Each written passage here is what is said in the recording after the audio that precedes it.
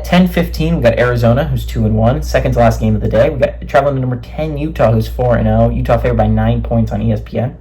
Noah Fafita's gone 63 of 99, thrown for 863 yards, 5 touchdowns, 3 interceptions. Quali Conley has had 41 carries for 250 yards and 4 touchdowns. And Tetairoa McMillan has had 23 catches for 453 yards and 4 touchdowns. Isaac Wilson is now their leading passer. Crazy. Has gone 48 of 82, thrown for 550 yards, 5 touchdowns, 5 interceptions. Micah Bernard has had 66 carries for 456 yards and a touchdown. And Brant Queeth has had 12 catches for 216 yards and 4 touchdowns. Utah leads the series all-time 26-20. Last game did go to Arizona, though, in 2023. But up until that point, Utah had won 6 in a row. Arizona hasn't won at Utah since 2018. This game, I think, is a lot better than a lot of people are going to give it credit for, right? I understand Arizona's no longer ranked, right? They're coming off a bye week. A lot of people have forgotten about Arizona. Arizona has one of the most explosive offenses in the country. And when you have an explosive offense, I think you can pull off an upset at any given time, especially against Utah. Utah didn't play all the props in the world to Utah. They did not have Cam Rising for that game against a really good Oklahoma State team, an Oklahoma State team that was supposed to be their main competition this year, along with Kansas State for the Big 12, right?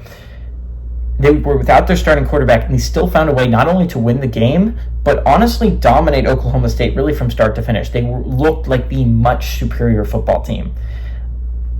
On the other hand of that, though, is Cam Rising's not healthy. The thing about Oklahoma State was it was never just this offensive juggernaut, right?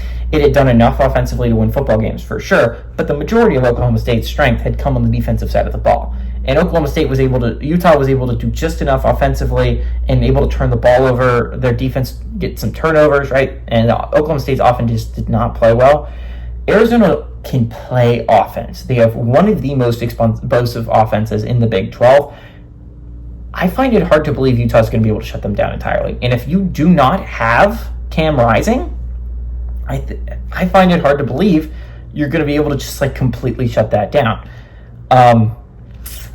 I haven't picked a big upset so far this week. I'll be so for real. I've been a coward. I've been picking the favorites most of the time.